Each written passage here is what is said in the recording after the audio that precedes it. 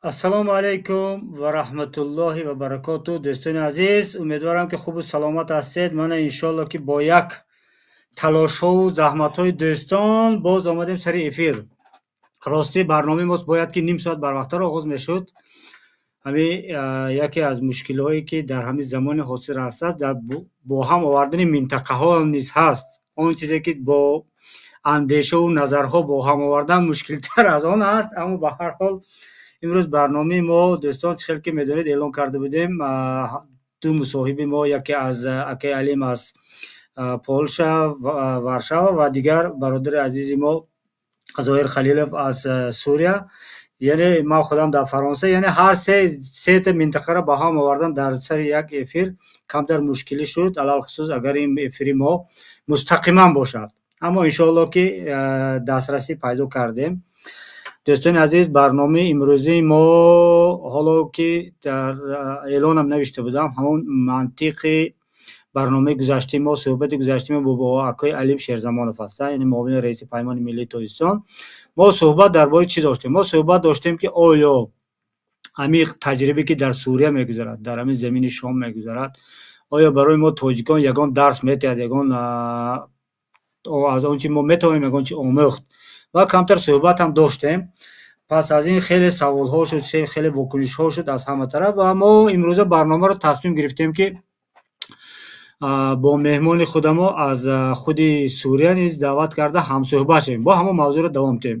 пеш аз даъвати меҳмонон ва бародарони азиз, тамошобинони гиромӣ, хоҳарони муҳтарам ки ҳоло моро тамошо мекунед, ман аз ҳамаи шумо хоҳиш мекунам, мисли ҳар вақта обуна шудан ба ин каналро фаромӯш накунед. аввал аст ки аз ҳамаи шумо миннатдорем ки канали моро ки бо тамоми мушкилиҳову камбудиҳо ки он чизе ки ҳастем дар дастамо дорем пешкаши шумо мекунем, шумо қабул мекунед, аз ҳамин мо хеле миннатдорем.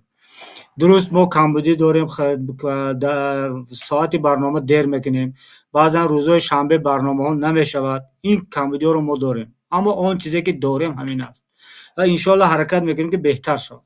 ба ҳамин хотир аз ҳозир ман аз шумо хоҳиш мекунам ки ҳам ҳузури моро қабул кунед, ҳам лутфан обуна шавед, лутфан шарҳу назарҳои худро нависед. ғайр аз ин ютуб канали Паймон Лайв шумо метавонед моро дар тикток, дар телеграм, дар фейсбук, дар инстаграм пайгирӣ кунед, айнан бо ҳамин ном Паймон Лайв, бо ҳамин ном пайдо кунед ва дар он ҷо наворҳои моро метавонед тамошо карда.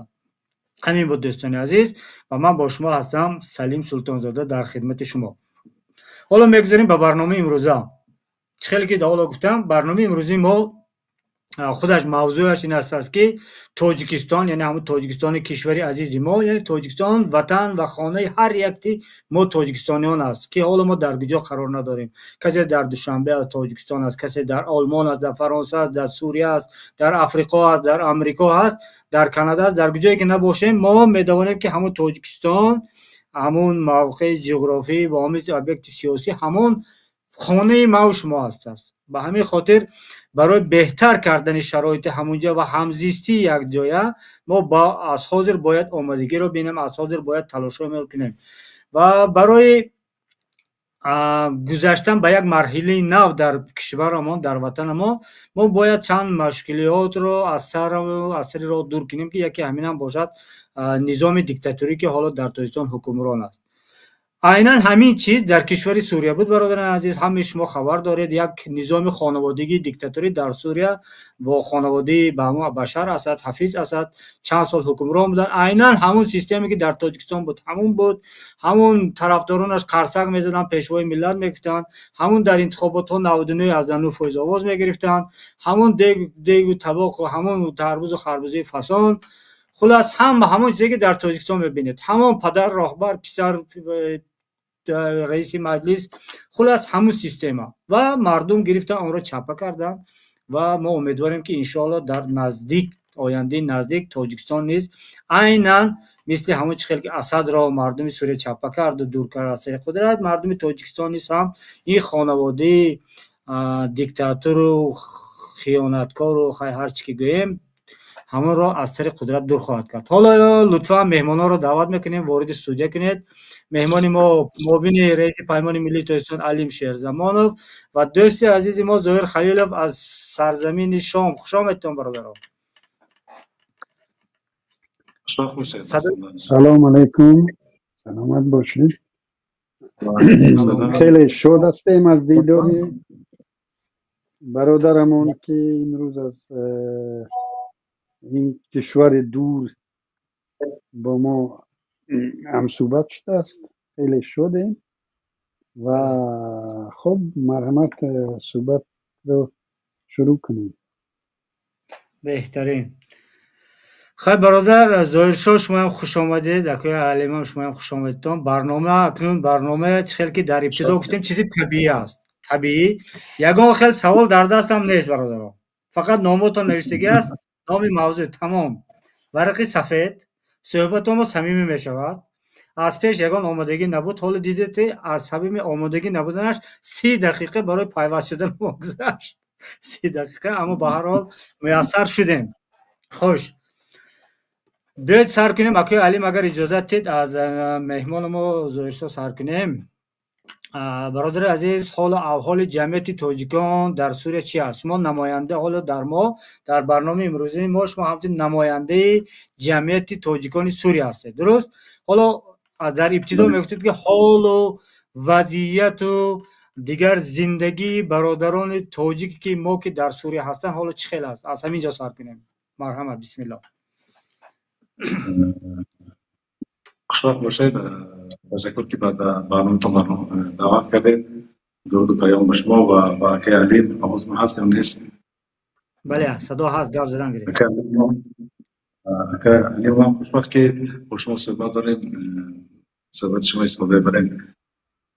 این برای ما فخر است که با شما صحبت می‌کنیم و حالت تاجیک‌ها خیلی خوب است.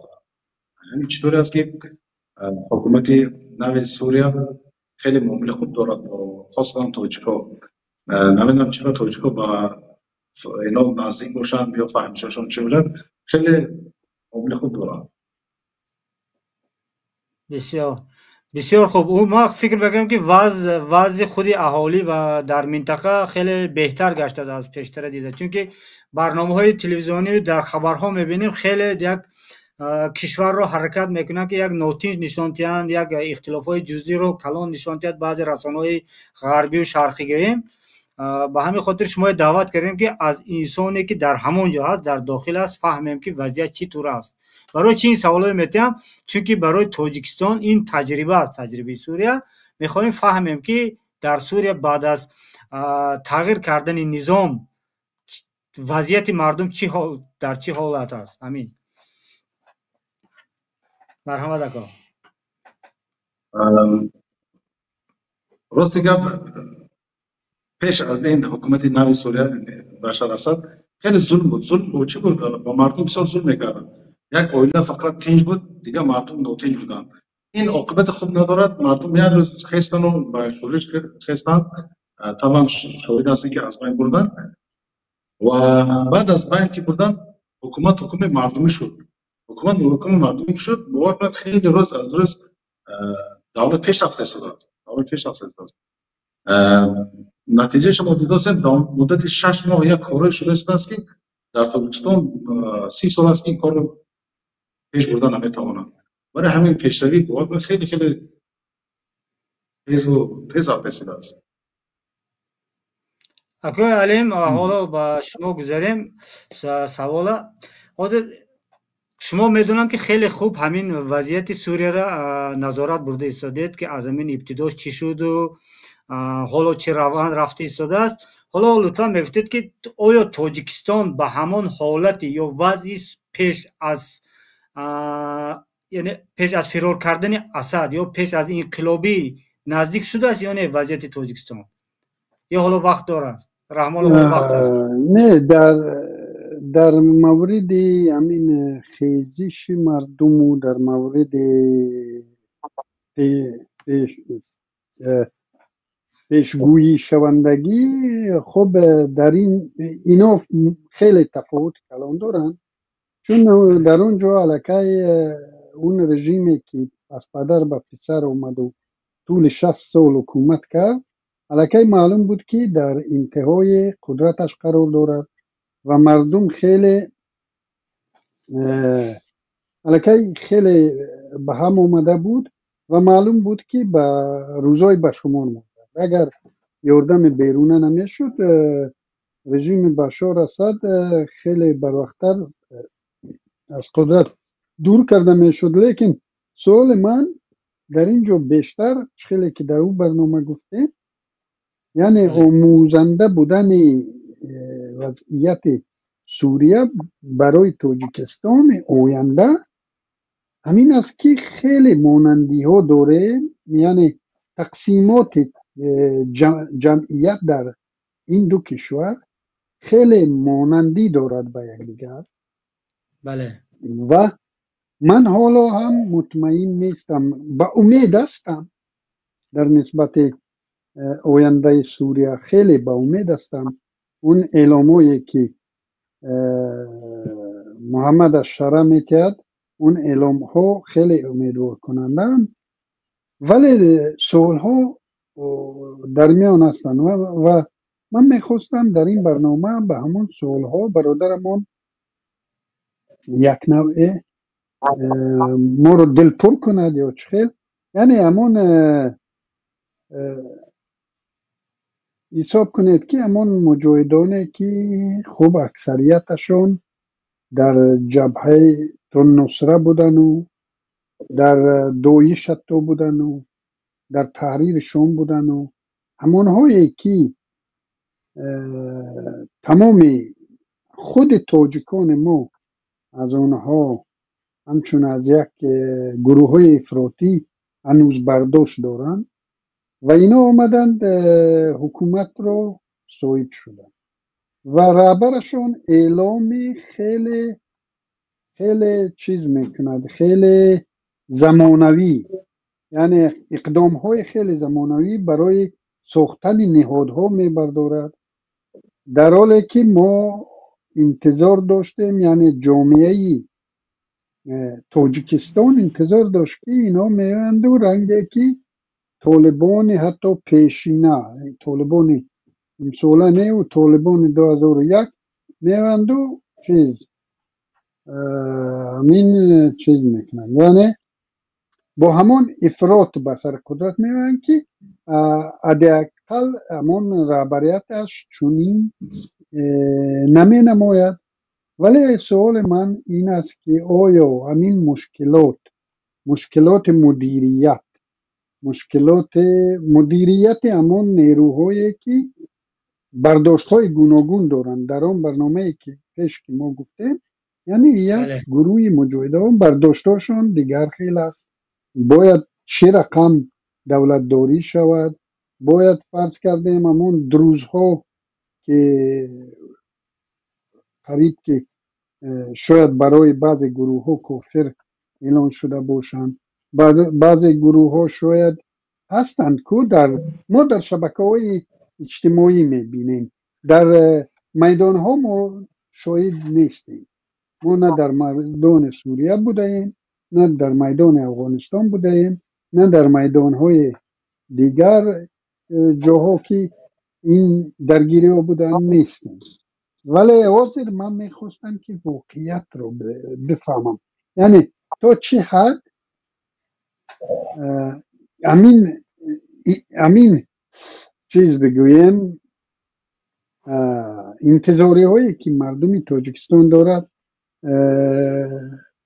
هراس و ترسی که ما رو نسبت یکدیگر میدهند، مثال در جامعه میگن که اینا میاند شما رو به عصر سنگ میبرند، اینا میگن شریعت جوری میکنند، باز بعد اسلامی ها میگن که این لیبرال ها میویند اینا همجنسگرایی رو میورند، همین ما رو به همدیگر میترسونند و در قدرت باقی ماندن هم از ترس ما از یکدیگر است. باور کنید که اگر آمار در اینجا نیست، باور کنید 30-40 یا بیشتر درصد تاجیکان از همین نظام اسلامی هراس دارن، یعنی فرق نیست او نامش خیلی است، لیکن از همین هراس دارند و همین حوض انتظاری ها در تاجیکستان اگر گیریم دو گروه هستند. مثلا یکیش گروه کلانترش برای پیروزی مجاهدان سوری خوشحالی دارند، ولی گروه هم یک نوع چیز یعنی از چنین انجام کار در تاجیکستان هراس دارند و همین واقعیت های سوریه بسیار تاثیر کلان میتوانند رسوندن به تاجیکستان، به جامعه تاجیکستان، چه دنیویش چه دینیش، که همان دینیش اگر همین اعلام های احمد الشرع اجرا شد. مدیریت برای چی گفتم؟ احمد الشرع تو با برداشت من میخواد که خب سوریه وطن همه سوریا باشد، نوبسته از قومیت و اعتقاد دینیش و دیگر، لیکن در این میان همون گروه های نظامی که شاید نه همه تابع یک مرکز هنوز باشند، آیا اونها مدیریت میشن به طور لازمه که در یعنی چه بگویم خودسری در یکم منطقه خودسری شده است یا نه؟ اون چیزی که ما در شبکه ها بعضی از رسانه ها نشان میتین که او روز نشان دادن که در جنوب سوریه کدام یک چیزا دختره گویو چیز میکنند قتل میکنند او قتل میکنند و امان رو در شبکه ها پخش شد.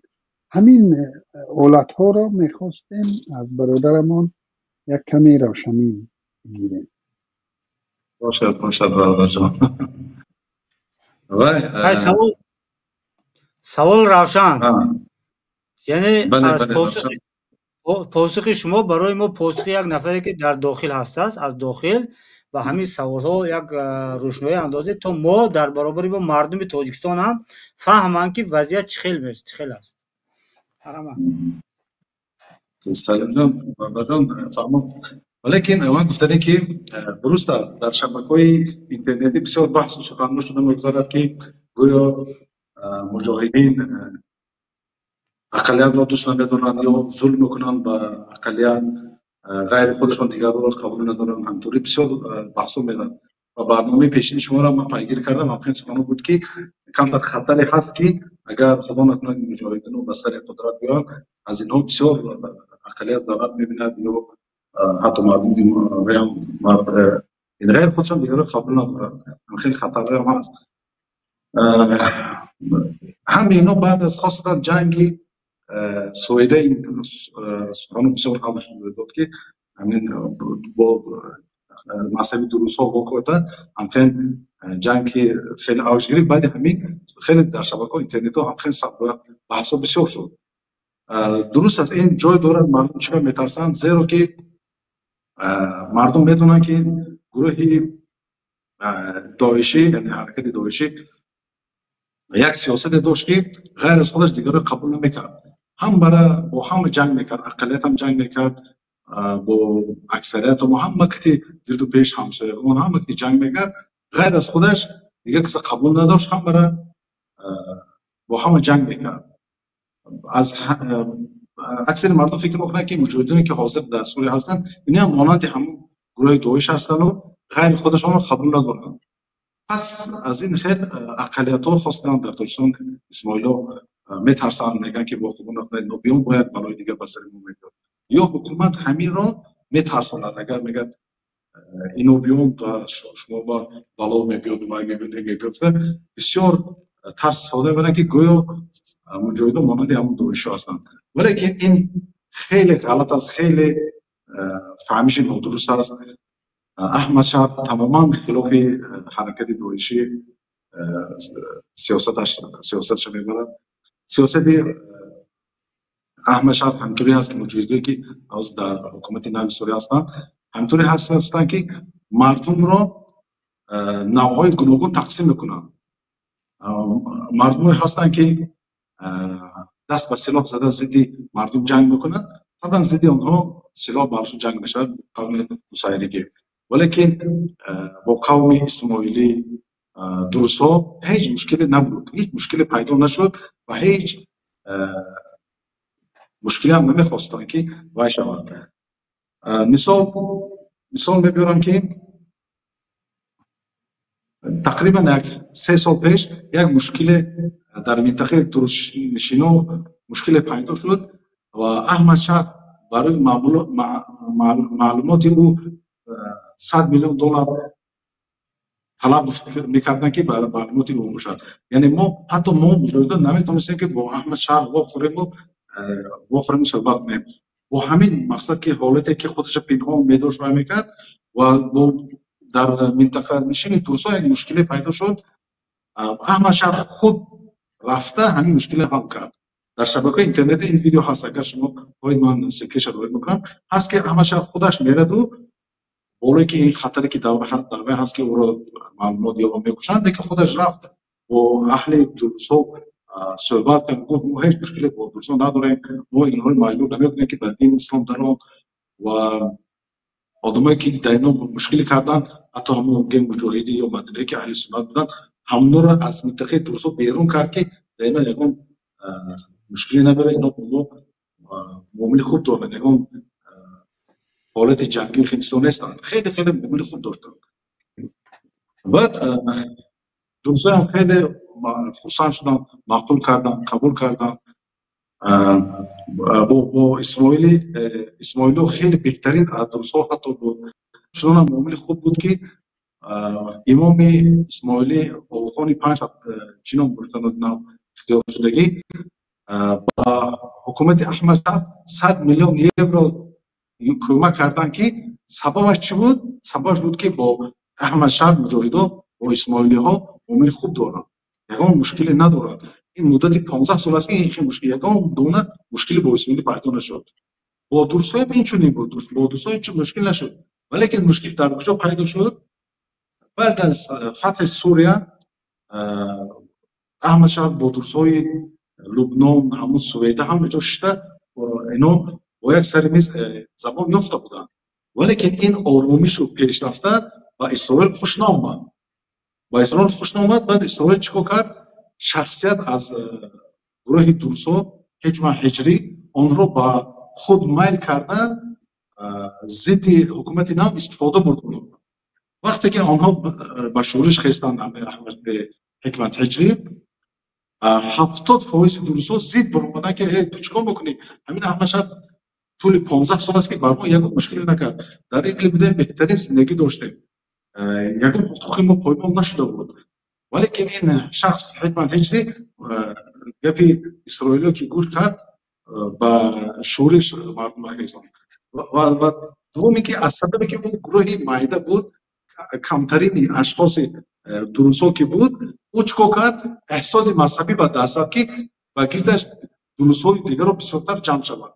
گفت اینا عصبی مذهب ما رو میکشن، عصبی اقلیت این کار رو میکنن، همطوری، ولی که مشکل با یک شخص با یک مافیا گیم با هم آدم بود که او فقط ناراضی بود. دیگر درسا 70-75% درسا با حکومت احمد شاه یک جا بودن تا حاضر دستگیری میکنن و پیشگویی این حکیم هجری که اسرائیل که بود، اسرائیل بعد بمباران کرد دمشق و چقدر عسکری هم خیلی بمباری که شهیدای خیلی بسیار بودن. ولیکن این هجری احساسات قومی مذهبی رو برداشت، فقط شورای مذهبی برداشت. ظاهر شاه حالا اجازه دید میبخشید گپتون بریدم. حالا من میخوام فهمم که همین تمام ارتشی یا ارتش گیم مال چی گیم، یعنی تمام آدمانی که سلاح در دست دارن در فتح سوریه اشتراک کردن، تمام نفرها مثال آنها البته همه یک گروه نبودن، نه چند گروه هستند. آیا حالا همه همانها با همین سیاست امروزی رهبریت سوریه راضی هستند و فرمان او رو به چون چرا اجرا میکنن، یا نفر گروه های هم هستند که مثل که در وقت صلح تاجیکان شد چند گروه از مخالفان یا چند گروه از فرانت خلقی ناراضی بودن با این صلح؟ آیا امروز هم در سوریه چنین گروه ها هستند؟ همین خطایی که در تاجیکستان شد، در افغانستان شد که مهاجر از انصار جدا بودن انتباه همین ها رو همه شهر آموخته دیده برآمد. برای همین پیش از سور فتح کردن همه را زیر یک پرچم جمع کرد، زیر یک امیر، زیر یک مشروع جمع کرد. فقط تقریبا 4 سال بود که فقط ضد دیگر گروه ها میبرآمد که ما یکجا شویم که اگر نشود که ما سوریه فتح کنیم بعد بین خود بود خلاف شویم جنگ کنیم یا نوروزی شویم.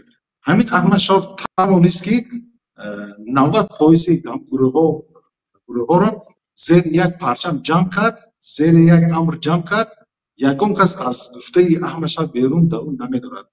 کسانی که ناراضی بودند در خانه نشستند و یک جماعت مانند جماعت نشدند. برای این جماعت شدن احمد شاه قانون برآورد که ممنوع است که باید ما جماعت ها شویم.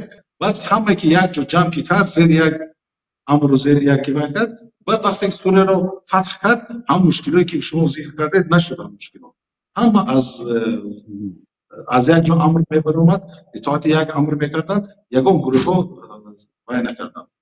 چونکه ما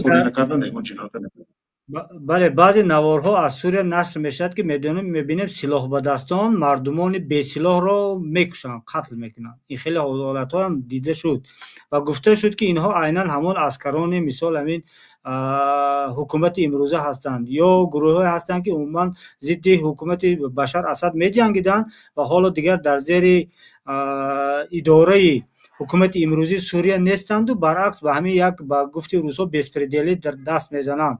آیا این چنین خبرها واقعا وجود دارد؟ چخیل که در کشتار علوی ها چنین شده بود، آیا چنین حالت ها واقعا وجود دارد یا اینا یک چیز ساخته شده اند؟ الان مسئله ساحل نصیرتی که جنگ شد این مسئله دیگر است، این حدوث فرق دارد. مسئله اگر ما نصیرتی گذاره میگن، نصیرتی همین هستن که 14 سال است که خون مردم عادی رو میریزانند، ظلم میکنن، حکومت ظالم رو دستگیری میکنن و ضد مردم جنگ میکردن. تمام شخصی که نامش اسلامی بود یا سنی بود ظلم میکردن. بالا همین که ظلمی که میکردن وقتی که سوریه فتح کردن همه آنها را چی گفتن؟ شما آزاد گفتن، شما را حکومت بخشید و شرطی که بعد از همین روز به سلاح دست نزنید گفتن. اونجا قریب 500,000 عسکری خیلی جنگ دست داشتن و جنگ میکردن، آنها را حکومت بخشید و اینها بخشیدن به خانه خود تقسیم شدن و همه ظلمی که کردن به مردم حکومت بخشیده شدن. ولی که یک روز شد که روسیه اینها را فریفته کرد، گفت ما شما رو دستگیری میکنیم، همین ساحل رو به دست شما میسپاریم، شما همین حاصل ساحل رو بحرنشین صحرای لبی بحرنشین همینجا به دست شما میموند. اینو بعد روسیه باور کردن و دست به سلاح زدند و تقریبا 1000 نفر کارگران عسکرای باید شهید کردن، کشتن، در کوچه ها هجوم کردن، در پاسو هجوم کردن، خیلی هجوم کردن. این غضب مردم رو برآورد و اینا خواستن از غضب به ساحل رفتن و به کشتار سر رسیدن. لیکن اینها از امر احمد شاه نبود، فقط مردم از غضبی که اینها خیانت کردن، در امانتی که گفتن شما بخشیده شدین هم گفتن. این مسئله که نصیرتی این مسئله دیگر است. زیرا که مثال ما هم وقتی که شما بخشیده شد بود دست بسیل و سند دیما را نمی بخشیده شد. این فرق دارد. لیکن درست ها وقتی درست ها مثلا درست ها فهمونم وقتی که درست ها اسرائیل پشتیبانی کرد و اینها هجوم کردن و از جیش سوری در اینجا اینها خفانشینی کردن که خب بگذار همین سوریه به دست همین امونت گفتن، ولیکن درست دست به جنایت زده و بدون بودنشینا بودینا میگن صحرانشینا در اونها خیانت کردن، زن و کودکان اونها را دوسیدن، کودکای حتی کشتن. ویدیو پرومات که اینها درست قومی هم بدون بودنشینا کشتن. بعد گروه های دانشجویان اینا گفتن که ما در حکومت اطلاع نداریم، خودمون گرفتن خواستن جنگ کردن، اما ما سرونه رفتن و جنگ کردن. اما زیرا که به دست ترسان قریب 2000 زن و کودکان همون بدوینا اسیر بودن. حتی در ویدیو هست که وقتی که بدوینا نزدیک بشن اینو میکشتن. خب برای همین خیانت ترسا دیگه بود. این اکنون اون چیزی که در اونجا میگذرد واقعا بله، وقتی که میدان خیلی فرا هست و هر کس میتواند یک نغمه اصول خودش جاری کند، مقصد من چی است؟ من میخوام از همین واقعه ها خود شما نقل کردید. من همین تاجیکستان پیش نظرم آمده است که در تاجیکستان همین حالت ها شدنش آیا امکان دارد یا ندارد، چنین اختلاف ها، چنین فتنه ها راه اندازی کردنش چه خیلی پیشش راه گرفتن ممکن است. این خیلی فکرات در سر من زده است. خود به همین خاطر من اکوی علیم میپرسید، من اکوی علیم شما چه خیلی میبینید همین در تاجیکستان؟ آیا همین چیز، همین اختلاف ها یا همین فتنه هایی که حالا در امان در سوریه سر زد، آیا همین چیز در تاجیکستان احتمالش هست از بعد از تغییر حکومت؟ یعنی کشوری بیگانه است، شاید قوه بیگانه است، شاید نمیدونم. حالا مثال مردم میگوید که یک خانواده سری حکومت است، یا یک قسم مردم میگوید که بگذار ما آشکارا گپ زنیم، یک قسمش میگوید که همین در سری حکومت دنگرگی ها هست، یک تاش میگوید کلخوز آبادی ها هست. مثال اینا یعنی یک قسم مردم نسبت به همین منطقه، به اهالی همین منطقه یک نگاه منفی دارند.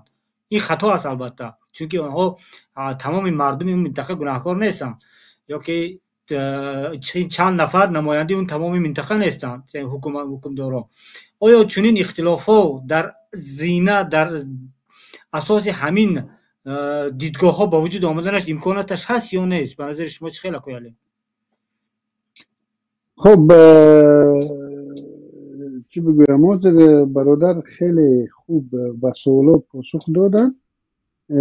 معلوم می شود که اون امیدهایی که نسبت آینده سوریه بنده دارم، اون امیدها خیلی چیز حساس دارن، یعنی عمل شوندند و اون حالت هایی که شده گذشتند و شاید یگان باز به وقوع می پیوندند، اونها خب چیز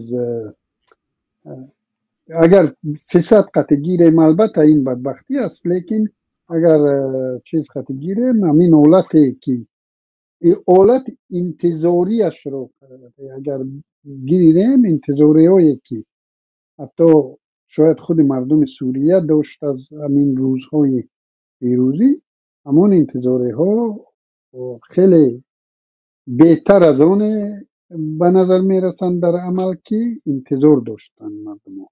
برای همین خیلی با امید هستیم که این یک الگوی برای همین وضعیت سوریه و همین تغییرات سوریه، اصلاحات سوریه یک الگوی برای تاجیکان ما شود.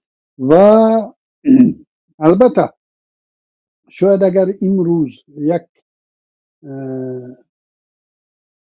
با یک تصادف و یک خیزش یا نمیدونم داخلی رژیمی اگر یگان دیگرگونی وارد شود، شاید امروز یک کمی در بمانند سوریه یک کمی نافهمی ها شود، لیکن تا همان روزی که انشالله ما نیز به آزادی میرسیم، تا همان روز من مطمئنم که مردم تاجیک هم رنگ مردم سوریه، خیلی که برادرمون گفت،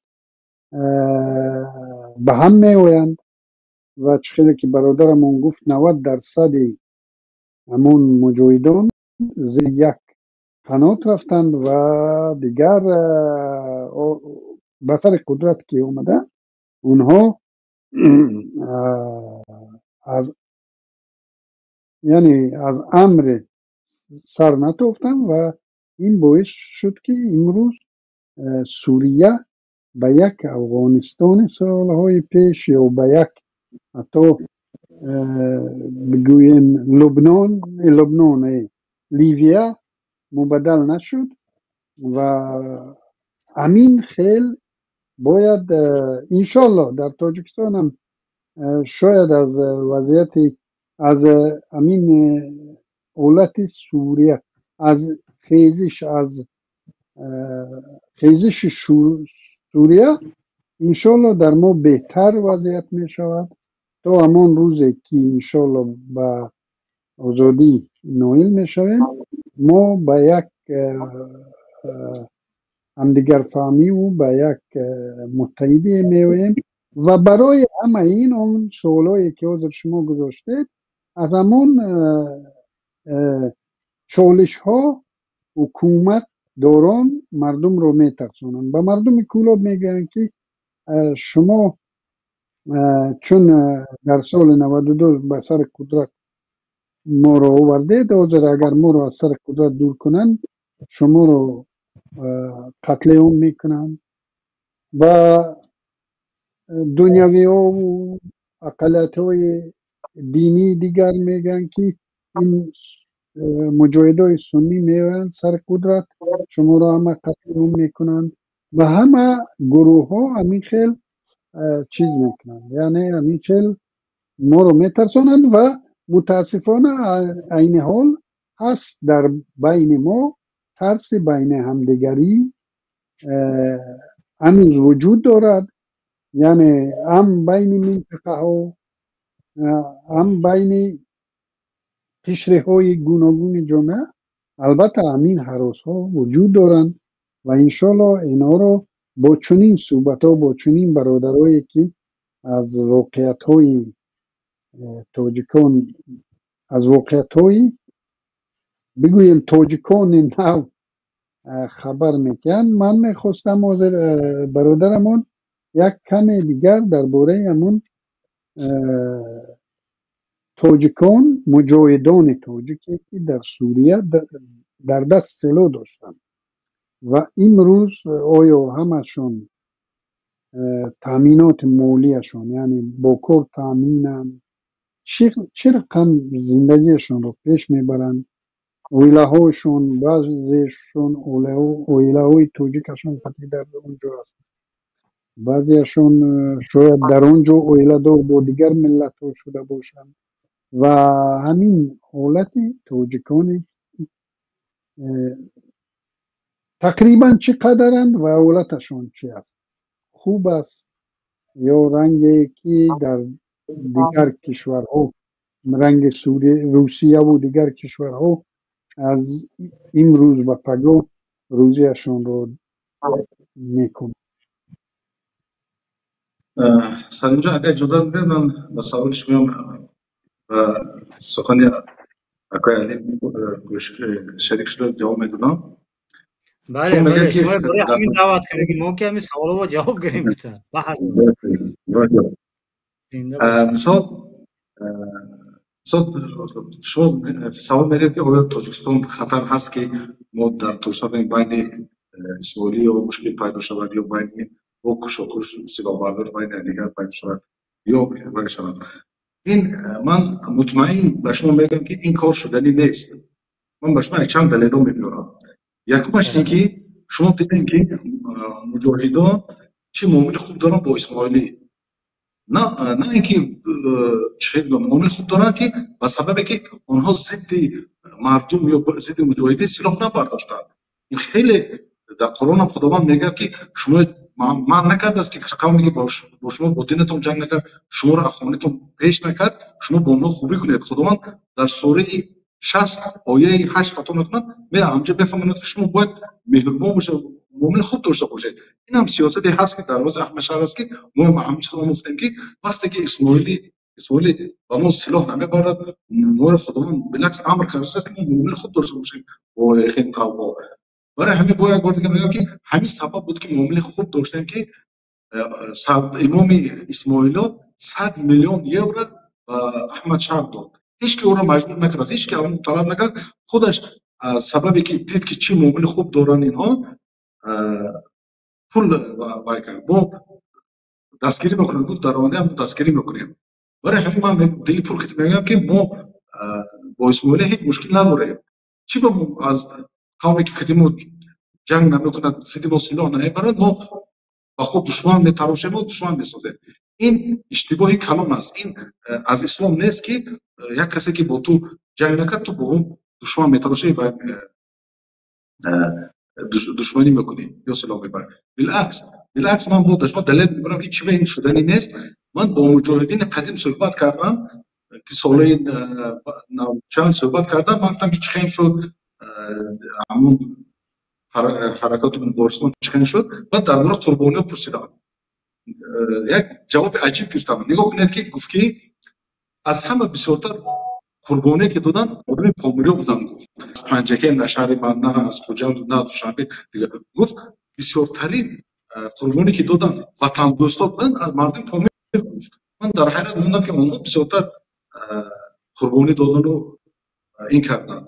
این بالعکس اشاره میکنه که با ما هم اینا با ما سلاح نمیبرن، بالعکس کمک بکنن. این باید ما هم یک جا باشه، سر یک مردم باشه. مهمش هم در شما گفته من مطمئن شدم. من سنجا با سردار دیاسپور اسماعیلی صحبت با کلانوی سردار اسماعیلی صحبت کردم.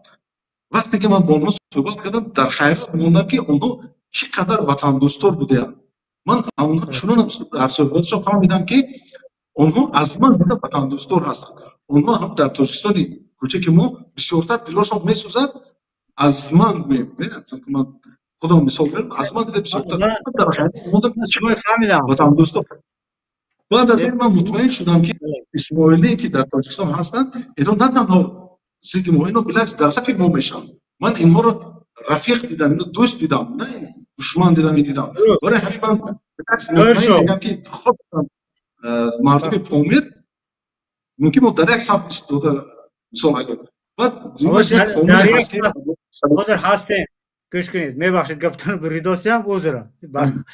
حال در یک صف بودنم من همینجا اکوی علیم هستم، من هستم، شما هستید. خودش این یک صف است. در یک صف است ماشاءالله چشم رسد. نه خود من اینجا سوال من خیلی خواهد شاید نادرست‌تر فهمیده باشم، ولی سوال اکوی علیم فراموش نکنید. اکوی علیم چی سوال دادن و فراموش نکردید و میگذاریم. ولی سوال من خیلی فرضاً فردا حکومت در تاجیکستان هم عیناً همین چیز میشد، فتح تاجیکستان میشد. من باور دارم انشالله میشد. بعد از آن فرضاً نفرهایی هستند که از حکومت خانوادگی امام علی رحمان طرفداری میکردند. حال آنها چی میشود؟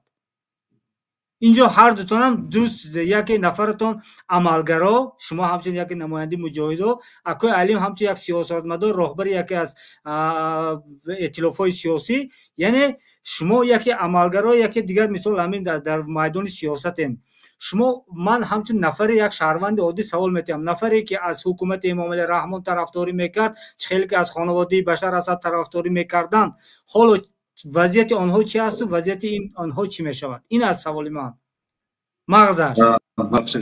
من در مورد اسماعیلی گفتم، من چون که صحبت کردم با سردار دیاسپور اینها باور کنید فکری من خیلی تغییر یافت، خیلی محبتی من بسیارتر شد که اینها وطن دوستان هستند از من دیدن. من میگم خوش کنید این شخصانی که امید کمتر خاطر بزنیم که من کم شد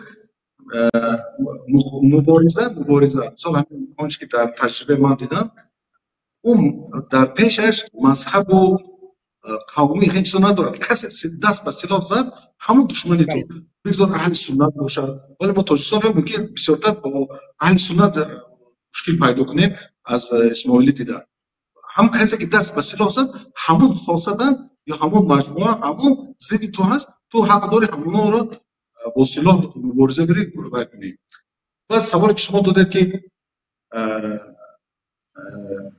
طرفداران پرزیدنت اگر این کار شود، من نمیشد که شما من در سوریه سوال دیگر خیلی گذارم. در سوریه طرفداران بشار اسد حال امروز چی طور است؟ گوش اینها به درجه میشن کسی که دستش به خون زدگی هست اونها رو قاپیدن به محکمه سپاریدن، محکمه حکم میکند که چیکار کرده شود. شما میدونید که توده جمع‌آوری کشتن همون هایی در سود هستند، حتی همینها رو خودسرانه حکم کردن نکشتن. هر قانون سپردن به محکمه سپردن. و کسانی که دست به جنایت دارند همین چیز در کار بود برای من. بله. آفرین. بس به جنایت دارد حکم جرمش بالاتر که هست اونها رو به محکمه سپردن. همه کسانی که جرمشون سبکتر هست چطور که امون سایری گفتن همه بخشیدن گفتن به شرطی که در آینده مشکل نکنید یا تزیدی حکومت نو کار نکنید گفتن همون رو بخشیدن. برای همین ما میتونیم که آدمایی که عادی هستن که دستگیر کنن ما میتونیم گفته که شما رو بخشیدیم به شرطی که شما در آینده مشکل پیدا نکنید. و کسی که دست ما با سوالم پاسخ گرفتم. زنده باشید. سوال اکوی علیم به جواب دید. اکوی علیم بخشی هم که سوال میدید سوال وضعیت مجاهدان تاجیکی که در سوریه مجاهدای تاجیکی که امروز علاقه خدمتشون در کار نیست همچون باعث مجاهد شاید همون وقت یگان چیز داشتند یعنی یگان معاش داشتند حاضر اونا با چیز روز میگذرونند وظیفه دارند ندارند تعدادشون تقریبا چقدر است و آیا زندگیشون خوب است یا خیلی با مشکل روز میگذرونند. تاجیک اینجا هستن خیلی بسیار هستن اکنون بسیاری خودشون پنهان میگیرن که در خانهشون مشکل نشود.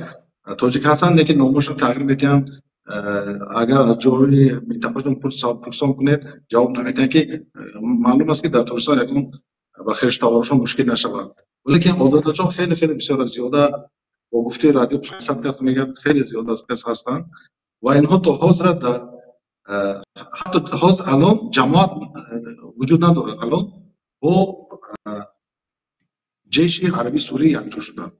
الان با جیش همه در زیر یک جیش شدن ولیکن اکثریت آنها در خانه نشستگی هستند زیرا که کار مهاجرت تمام شد. اکنون باقی مانده کارها هستند. اکثر آنها اگر نگاه کنید فقط سوری ها میرن و جنگ باشد یا ریبال باشد میستن. 90% کار مهاجرت تمام شد. ما نشستگی هستیم یگان کاری نداریم ولیکن زندگی تیم شرایط خوب کردگی ما در شهرها و در دیرها در کجای که خواهیم زندگی میکنیم با کجای که خواهیم سفر میکنیم. مثلا من یک 4 بار شد لبی بحر رفته استراحت کردم آمدم چند بار شام رفته آمدم هیچ ممنوعیت نیست همه جا آزاد است. کجای که خواهیم خودسرانه میریم آزاد هستیم. زندگی بار بهترین خدا جزا نیک کرد که در مقابل این کمک ما کردن اون هم خیلی دست دراز کردن و ما آزادی کمک کردن. در ساختارهای دولتی تاجیکان هستن که کار میکنن در ساختارهای حکومتی در اسکر هستن در اسکر در حکومتی و فکرم که تاجیک نیست دیگه ملت ها هستن مهاجر با من تاجیک ملت نیست. ازبکو بسیار شنیدم هستن پاکستان ها بسیار هستن لیکن تاجیک نشدم لیکن در عسکری هست لیکن در حکومت نشدم. یعنی امروز اون تاجیکانی که دیگر همچون خیلی که گفتید مهاجری یا یعنی فعالیت مجاهدشون با آخر رسید یعنی کمک کردن به حکومت امروز دیگر یراق سلاح را از دست ماندن و دیگر با کارهای ملکی مشغولند. درست؟ کسی مثال در سودا است، کسی در تجارت است، در نمیدونم در کشاورزی است. چنین هست از چنین وضعیت یعنی مردم کار میکنن. اینجوری هستن که کار میکنن. اکثریتشون که در خانه نشسته علم آموزن و ما یک تجمع تاجیکی تشکیل کردیم که تجمع میشینیم مثلا و سرجم شدگی هستیم همطوری که هستن که کار میکنن در بازار خیلی کم هستن. اکثر اونها خانه نشین یا گفتی باید که عادیش کرگشتی هم لیکن سلاح سپاردگی نیست سلاح با خود هستن. خب بله همین سوال همین چیزی که در آخر گفتیم همین برای من یک چیزی وای است چی میگم ولی مهم است خیلی از در تاریخ تاجیکستان میدانیم بعد از صلح تاجیکان با هم آمدن ارتش شد، یعنی هم گروه مسلحان مخالفین با وزارت دفاع و دیگر مقامات قدرتی یک شدند و کسی که نخواست سلاحش را گذاشت. حالا چخیل که در تاریخ ها در صحبت ها میگیم تا 10,000 مجاهد داشتن تاجیک ها، یعنی گروه اتحادیه نیروهای مخالف تاجیک همه رفتن کنار، یعنی سلاح ها را گذاشتند و رفتن. و بعدا وضعیت رو میبینیم همین چیزی که حالا در تاجیکستان هست. بعد از که مردم سلاح را گذاشت دیگر حکومت امام رحمان و پلاستیک عموما وضعیت راهبرد کارش رو دیگر کرد، عموما دیگر خیلی مناسبت کردن سر کرد با مخالفین. آیا چنین حالا این سوال شاید که بروقتر باشد برای این سوال دادن، آیا مردم سوریه وقتی که یراق را گذاشت دیگر حکومت رسمی، حکومت با تمام نهادهایش نهادینه شد با فعالیت درآمد، اکنون کشور شرقی است باید ما قبول کنیم، آیا یگان احساس یا ترس نیست است که همین حکومت امروزه یک حکومت خودکامه تبدیل یابد؟ چنین نیست؟ یعنی سوال ما فهمیده شده. من حالی این نظر ندیدم، من فقط گفتم که در ذهن مردم آیا چنین احتیاطکاری هست است که اگر ما حاضر تسلیم شویم، یعنی تسلیم نه یعنی پرره وکالت و یراقا رو سپاریم به همین دولت، همه چی رو باور کنیم فردا همین دولت خودکامه نشود یکی؟ چون که در تاجیکستان هم وقتی که مخالفان سر قدرت بیاید کی گارانتی میدهد که آنها خودکامه نشوند؟ اینجا سوال ما. بله تاجیکستان اکنون از تاجیکستان شروع کنیم. تاجیکستان سلاح‌ها را سپاریدن. اکنون من نمیدونم تا کدام درجه چی شرط و چی ویا بود که ویا سپاریدن. من فکر میکنم این خطا هست، نباید سپارین بود.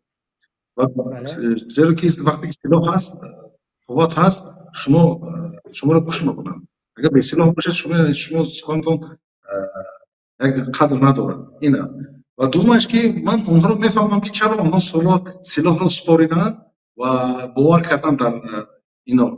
مثلا من برنامه‌های پرزیدنت تاجیکستان سالهای همه وقته رو میبینم، چنون هم یک زبان شیرین، چنون هم یک معامله خوب دارد با استاد نورشید، چنون هم یک صحبت دارد که همین مردم خوب میشن، مفتون میشن که چیه این هم از ما بود است که یک خیرخواه و مردم خواه و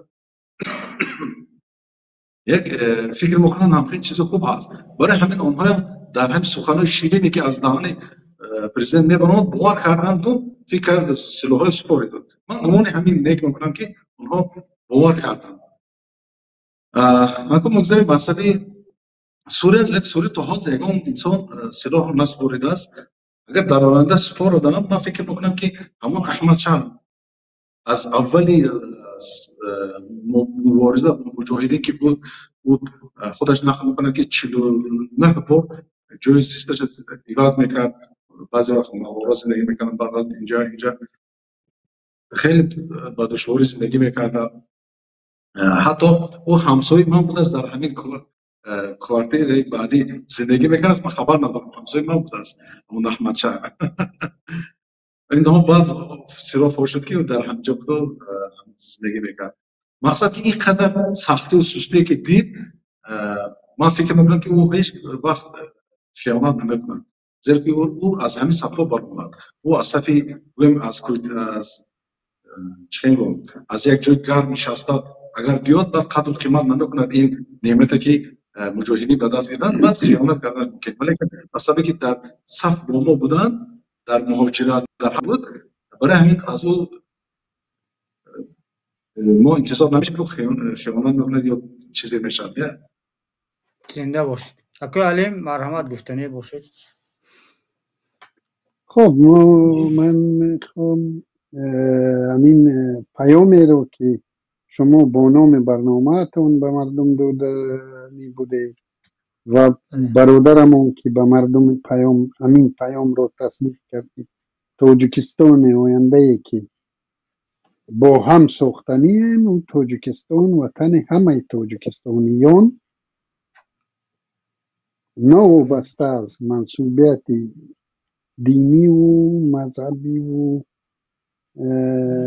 اعتقادی و به قومیش و حتی اون سوالی که شما گذاشتید همانایی که تا به همین روز هم در کنار رحمان و فروژیمش هستند، خیلی که برادرمون گفت اگر دستشان در خون نباشد اونها هم باید نگران نباشند از عوض شدن قدرت، اونها هم باید نگران نباشند.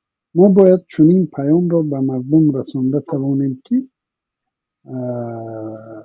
این آن ترس و هراسی که همین رژیم شما رو میدهد که از فلانی به سر قدرت می آید یا فلان گروه به سر قدرت می آید و شما رو این خیل میکند اون خیل میکند، ما باید از این هراس ها رو از مردم دور کنیم و مردم رو در زیر یک چه بگیم در زیر یک مقصد و مرام سرجم کنیم و ما هم موفق شویم که تاجیکستان آزاد رو با چشم خودمون بینیم، گرچنده که سینمون به یک جای رسیده باشه. بله. حالا دیروز بود به فکر من با خطی برادر از آیل صحبت داشتیم. حالا من گفتم نگاه کن برادر، حالا خودشون هم شاید حالا اینجا هستیم، من گفتم که از زمان شوروی، از ابتدای زمان شوروی مردم ما رو ترسانده آمدن. بلشویکان گفتن از باسمچی ها ترساندن. گفتن باسمچی یعنی همون، حالا ما مثلا همون مجاهدان همون زمان خود، یعنی استقلال خواهان زمان خود، نفرانی که از زمینشون، از خانوادهشون، از دینشون، از وطنشون، از ارزش‌هایشون دفاع میکردن، آنها رو باسمچی گفتن و باسمچی را شوروی یک obraz منفی نشان داد. obraz منفی نشان داد که تا حال اگرچه همسایه کشورها باسمچی ها را سفید کردن، گفتن آنها قهرمانند نه آنکه دزد و غارتگر، در تاجیکستان حالا همون باسمچی با همین باسمچی معنای باسمچی باقی مانده است. و بعدا بعد از سالهای جنگ شهروندی همین نام یعنی باسمچی را آوردن بالای مخالفین و بالای مجاهدین. دیگر مجاهد را به یک معنای بد نشان دادن، سیاه نشان دادن. متاسفانه بعد از آنچه که در داعش در سوریه آمد و در افغانستان دیگر کشتارها رخ دادن، حکومت تاجیکستان خیلی از این استفاده برد و نشان و میخواست نام اسلام را، نام مجاهدان را خیلی سیاه کنند. من با برادر ظاهر صحبت کردم، من گفتم که دوستم ما میخواهیم که همین چهره مجاهد را و من چهره مبارز را نشان دهیم که سفید است، او حکومت است که آنها را سیاه نشان میده. خیلی که باسمچی های ما که حالا اگر بگذار باسمچی گوییم، آنها در اصل آزادی خواه و مستقل خواه و وطن دوست بودن.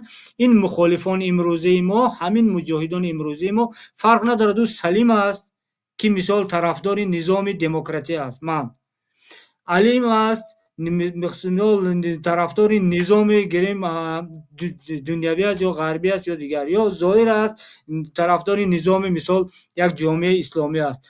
همین ما یک چیم، همین ما تاجیکیم و یک کشور آزاد میخواهیم که در آنجا من هم زندگی کرده توانم، علیم هم زندگی کرده تواند، ظاهر هم زندگی کرده تواند. همه گفتم همین را ما باید به مردم پیام دهیم، فهمانیم که ما بین خود اختلاف نداریم، ما با مردم اختلاف نداریم، یگانه هدف ما همین حکومت خودکامه است که آن را ما باید از سر قدرت دور کنیم. درست است ظاهر شو؟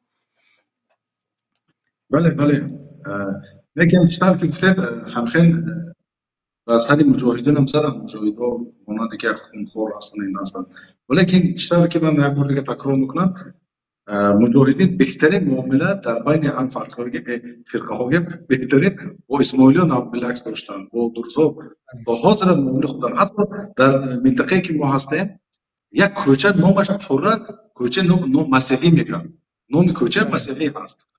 تا حاضر در اون خانه ها هیچ کی زندگی نمیکنن، خانه‌شون امن است، میبیان زیارت میکنن، خانه‌شون میرن. حتی حقوق نصارا پایمال نشد در اینجا. بله. از نصارا دشمن هم نتوشیدند. من اگر خواهید یه روز هم رفته هم کوچه سیامگاه میکنم که کوچه نویسندگی نصارا گفتن مردم خانه‌هاشون تیج آباد یگان کس وارد نکرد دوام دارد هیچ حقوق نصارا پایمال نکردن حقوق دوستای پایمال نکردن اسماعیلی پایمال نکردن اقلیت یگان پایمال نکردن فقط و فقط مشکل همون شخصی که دست به سلاح زد اگر شما مثال تاجیکستان مثال دارید من در مسئله اسماعیلی مطمئنم زیرا که با آنها صحبت کردم آنها هم بالعکس وطندوستار هستند یعنی من آنها رو به خود من فکر نکردم من وطندوستار لیکن آنها از من بسیار وطندوستار برای من مطمئن شدم که مجاهدینی که درخواست در شما هستند هیچ مشکل پیدا نمیشد با اسماعیلی هیچ فرصت هم نیست بالعکس آنها هم سال 94 بسیار قربانی دادند برای همین من دلم پر مطمئن و فقط و فقط بیشتر گفتم کسی دست به سلاح زند خواه باید سنی باشد خواه ایشان باشد خواه کسی باشد نباشد هم دست به سلاح زند همون شخص دشمن حساب میشد و ضد او مبارزه بوده میشد همین و مثال بعضی مثال میگن که بعضی اسماعیل‌ها فکرهای سپاراتیست که دارن و اینو دارن برادر این خیلی شخصا افراد هستن خیلی کم هستن خیر از طرف ما میخوام آدم خیلی بسیار هستن که ضد اینها همونطوری تندروی و گپزنی دارن که سپاراتیستی هم دارن لیکن این خیلی عدد کم و این افرادای آدمی که بفهم هستن ولی که من با سردارای اسماعیلی که صحبت کردم دیدم که چقدر اونها وطندوستان چقدر غمخوار چقدر باور کنید من مطمئن شدم که من گویم که اگر پیشتر از امید گذاشته و پیش هجوم کنم هیچ وقت از پیش خیانت نمیشم همین چیز رو حس کردم آباد باشید آباد باشید آمد باشید. بهترین صحبت بود دوستان عزیز اما صحبت ما حالا چی بگم با همین تمام نمیشد این ابتداش بود ما این خیلی برنامه سلسله برنامه میکنیم تا وضعیت بیشتر با مردم تاجیکستان شناس کنیم تا مردم تاجیکستان دیگر عادت کنند بینند واقعیت را بینند که ما اگرچه تاجیکان در جایی که نباشیم اما ما را متحد میکردگی بعض ارزش ها هست همین بود امروزه صحبت اگر یگان گفتنی دیگرتان باشد و من سوال نداده باشم مرحمت حاضر گویتان فرصت داریتان اکوی علیم شما سر کنید من تقریبا همه گفته‌هایم رو گفتم انشالله برنامه ها باز در پیش هستند این برادر قطعی شناس شدیم بسیار خرسند شدم از شناسایی و امیدوارم که تاجیکای ما در اون طرف ها و عرصه‌های بالاترین رسند زندگیشون خوب شود و باز دعاگویم که هر چی زودتر چنین تاجیکستان را بسازیم که هر مهاجر تاجیک به هراس به وطن رفته آمدن تواند یعنی اون مهاجر تاجیک در سوریه باشد یا مهاجر تاجیک در روسیه یا در امریکا یگان مشکل با برگشتن با وطنش یگان مشکل نداشته باشد و همان برادرانی که در سوریه قرار دارند آزادانه به وطن برگردن و باز روند اگر انتخاب کردن سوریه را یعنی به همون روزها هر چیز زودتر برسیم زنده باشید آمین مرحمت برادر ظاهرشاه حرف شما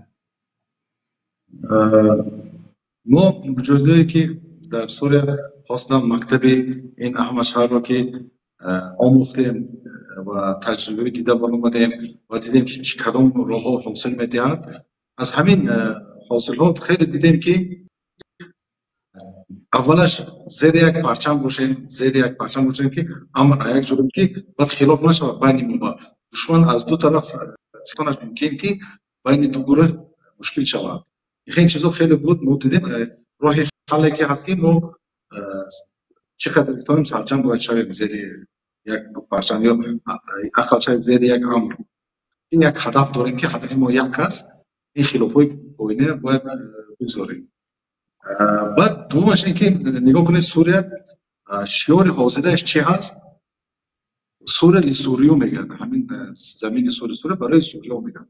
این هم یک شغلی هست که در آینده تاجیکستان وقتی که حکومت خلاصی میگه این هم استفاده برند. تاجیکستان برای تاجیکستانیان میشه. این چیز که ما دیده آموختیم که ما اگر آدم خودمون نخوریم، خلق خودمون نخوریم، ما دیده استودیم که هیچ کس نمیخورد.